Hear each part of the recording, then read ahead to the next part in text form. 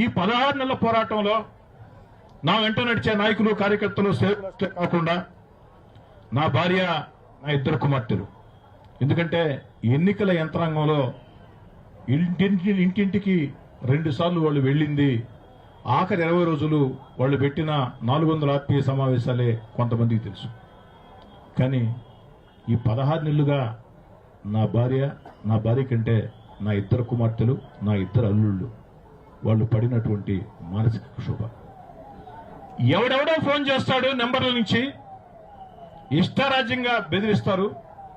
నీ కొడుకు స్కూల్కి వెళ్ళాడు, నీ కుమార్తె స్కూల్కి వెళ్ళింది, సాయంత్రాన్ని రాకపోవచ్చని ఒక ఎమోషనల్ కర్కశ దుర్మార్గ బ్లాక్ మెయిలింగ్.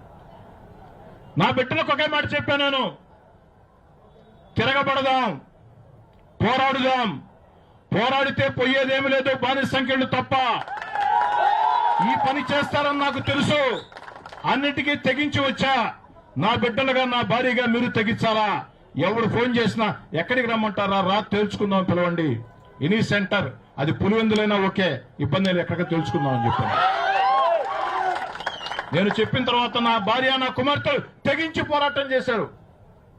ఇంటింటి ప్రచారమే చాలా మందికి తెలుసు, ఆత్మీయ సమావేశాలు తెలుసు.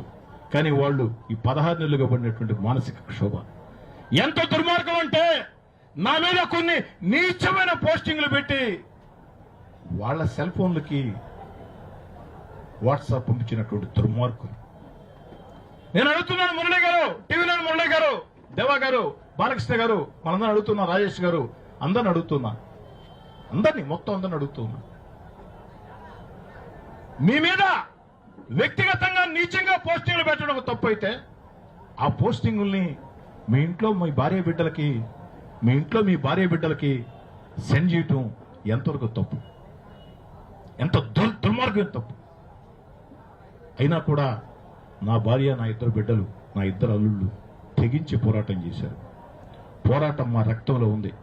వయసు సహకరించలేదు కానీ 18 సంవత్సరాల వయసు వచ్చి ఉంటే నా మనవుడు, నా మనవరాలు కూడా అదే పోరాటం చేసి ఉండేవాళ్ళని రాజకీయ ప్రత్యర్థులు మనం చేస్తారు.